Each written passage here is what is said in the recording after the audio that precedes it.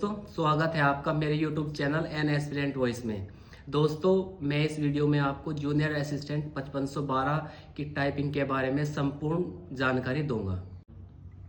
सबसे पहले मैं आपको अपने बारे में बता दूं, मैंने 2 बार UP triple S junior assistant की टाइपिंग दी है और फिलहाल में यूपी पुलिस में कांस्टेबल के रूप में तैनात हूँ।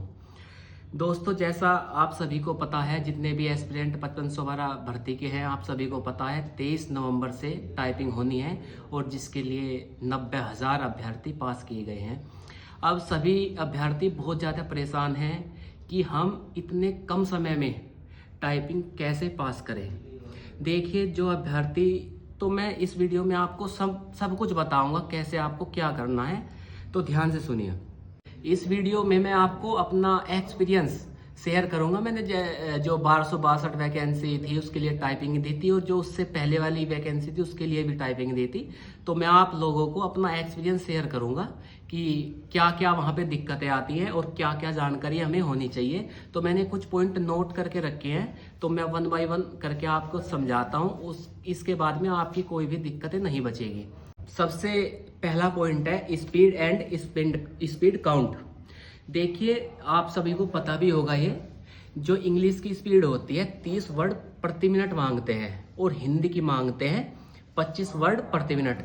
लेकिन बहुत से जो नए अभ्यर्थी हैं उनको दिक्कत ये भी आती है कि हम स्पीड काउंट कैसे करें। तो मैं आपको बता दूं, इसमें 5 वर्ड को मिलाकर एक वर्ड काउंट होता है, 5 लेटर को मिलाकर एक वर्ड काउंट होता है। जैसे हमने कोई एक वर्ड लिखा है पूरा, जिसमें मान के चलिए आप 10 लेटर्स हैं, तो आप ये मान सकते हैं कि हमने 2 वर्ड लिख दिए। इसका मतलब मैं कहूँ तो 5 अक्षर को मिलाकर एक वर्ड बनता है। और यही सेम चीज हिंदी में भी होती है, 5 अक्षर को मिलाकर एक शब्द बनता है। ये तो बात रही आपकी स्पीड एंड स्पीड काउंट की। दूसरा पॉइंट है, फिर नंबर 2 पॉइंट आता है कि वहाँ पर जो हमारा बिल्कुल एक्चुअल एग्ज़ाम होता है वहाँ पर पैराग्राफ कितने टाइम का आता है, इंग्लिश का कितने टाइम का आता है और हिंदी का कितने टाइम का आता है। ये भी बहुत सी बच्चों की ये भी समस्याएं आती है जब वो पहली बार टाइपिंग देने जाता है।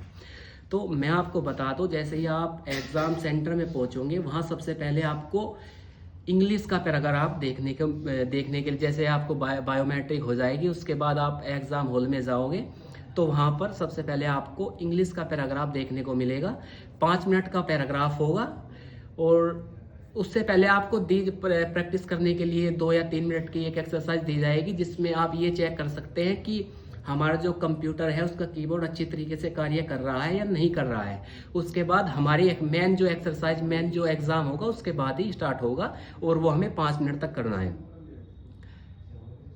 जैसे ही हमने इंग्लिश का अपना जो टेस्ट खत्म कर देंगे उसके बाद में हमें दूसरे हॉल में बैठाया जाएगा और हमसे मतलब ये पहले ही पूछ लिया जाएगा कि कौन कौन है जो मंगल पर टाइपिंग करना चाहता है और जो कौन कौन है जो कृतदेव पर टाइपिंग करना चाहता है। तो हमें उस हिसाब से अलग अलग हॉल में भेज दिया जाएगा, मंगल वालों को एक साथ और कृतदेव वालों को एक साथ भेज दिया जाएगा।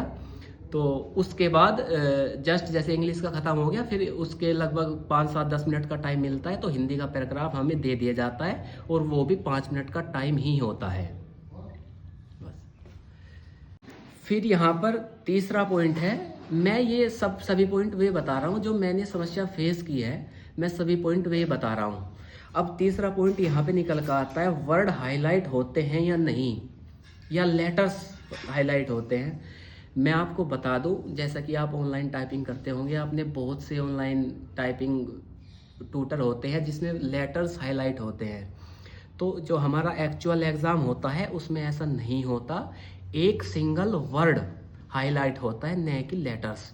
तो आप इस बात को अच्छी तरीके से समझ लीजिए। जैसे कोई हमने एक वर्ड लिख दिया, जैसे हाउस लिख दिया, HOUSE हाउस हो गया, तो हमारा जो हाईलाइट होगा पूरा हाउस होगा, न कि आप ये समझ रहे हो H हाईलाइट हो जाएगा फिर O फिर U, ऐसा नहीं होता, पूरा वर्ड ही हाईलाइट होता है। अब पॉइंट 4 जो इससे आगे पॉइंट आ जाता है, बैक स्पेस यूज होता है या नहीं। देखिए UP triple S C junior assistant या यूपी ट्रिपल एस सी की किसी भी वैकेंसी में ऐसा नहीं होता, सभी वैकेंसी में बैक स्पेस हम यूज कर सकते हैं। लेकिन अब क्वेश्चन ये आता है कि बैक स्पेस हम कितना यूज कर सकते हैं।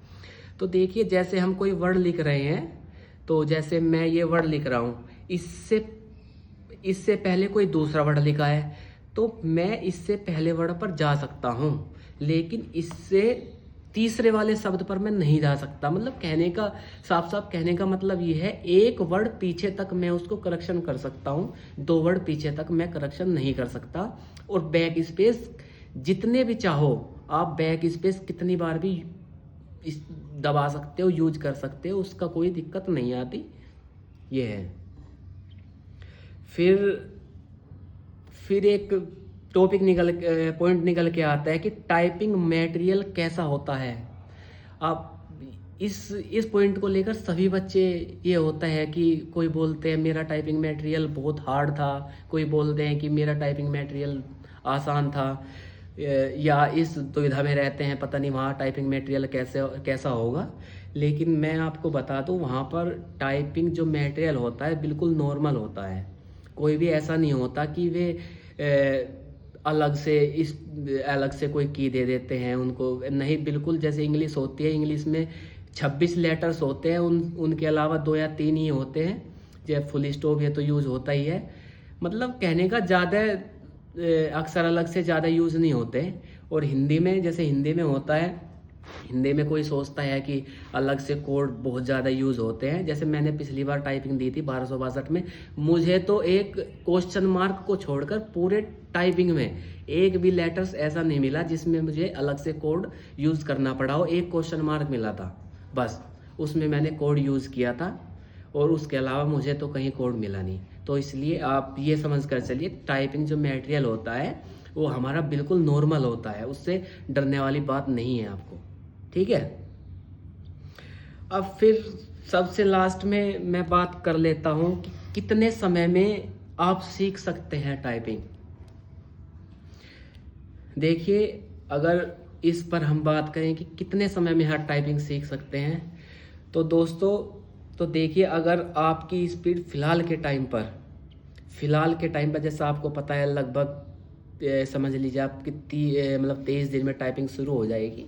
अगर फिलहाल अभी के टाइम पर आपकी टाइपिंग स्पीड लगभग हिंदी में 15 भी आ रही है और इंग्लिश में 20, 22, 25 तक भी आ रही है, तो आपकी पूरी संभावना है कि आप टाइपिंग पास कर जाओगे, बशर्ते आप डेली कम से कम 3 से 4 घंटे आपको डेली प्रैक्टिस करनी है।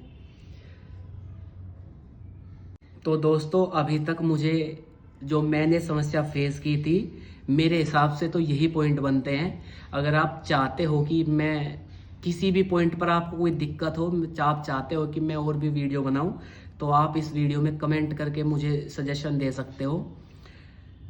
तो अगर आपका सजेशन आएगा, सजेस्ट करोगे, तो मैं नई वीडियो एक लेके आऊँगा ज़रूर, टाइपिंग से रिलेटेड भी, क्योंकि बहुत से टॉपिक बचे हैं वैसे तो, लेकिन हम इस वीडियो में नहीं बता सकते कीबोर्ड कौन सा यूज़ करना चाहिए, यहाँ पे कैसे कीबोर्ड पर प्रैक्टिस करनी चाहिए। लेकिन वीडियो ज़्यादा लंबी हो जाएगी, तो इस वीडियो में हम नहीं बता सकते। अगर आपको कुछ दिक्कत हो तो कमेंट करके बताइए, अगली वीडियो में लेके आऊँगा। इसी के साथ सभी दोस्तों को जय हिंद, नमस्कार। और दोस्तों, अगर आपको मेरी वीडियो अच्छी लगी हो तो आगे के लिए जूनियर असिस्टेंट या फिर UPSSC की किसी भी वैकेंसी से संबंधित जानकारी के लिए आप मेरे चैनल को सब्सक्राइब कर सकते हो। जय हिंद, जय भारत।